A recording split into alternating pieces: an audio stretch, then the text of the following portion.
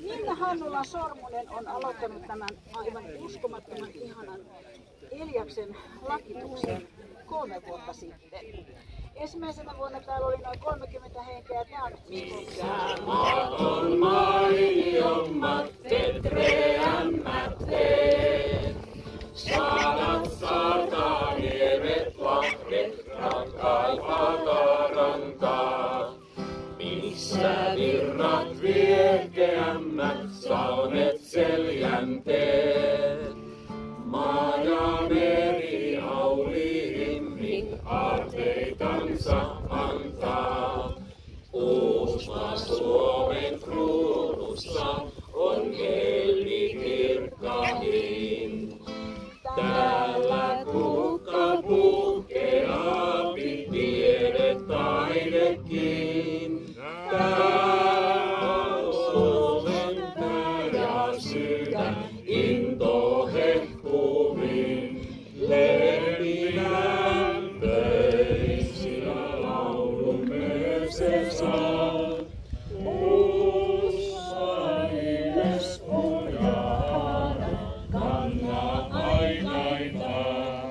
Meidän uusi maa.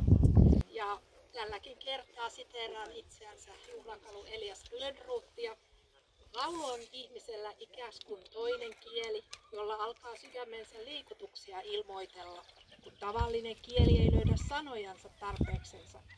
Semmoisia sydämen liikutuksia on erittäinkin ilo, huoli ja suru, jonka tähden myös laulut enimmiten jakautuvat 2 pääosaan, iloisempiin ja huolellisempiin. On kyllä muissakin tiloissa laulu välistä syntyvä ja sopiva. Sitä kansaa ei kyllä löydy taivaankannen alla, joka laulua ei tuntisi ja rakastaisi.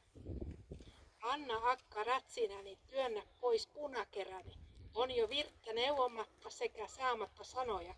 Kyllä huoli virttä tuopi, kaiho kantavi sanoja, mure muita lausehia, mieliala-arveloita.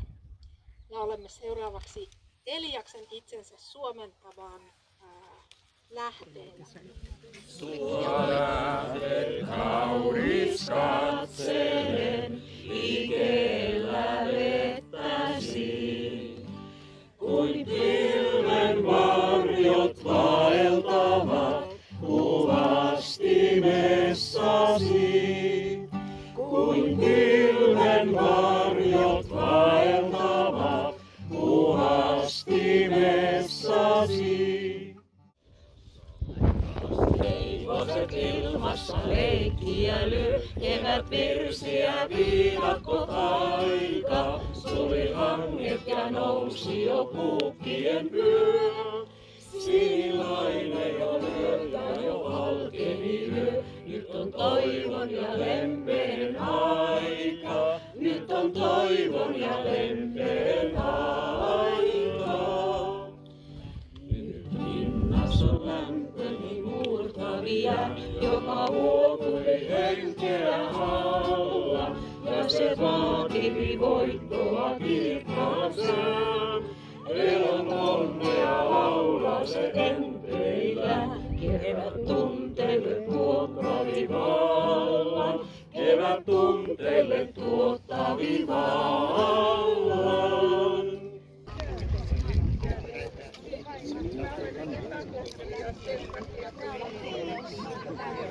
Minna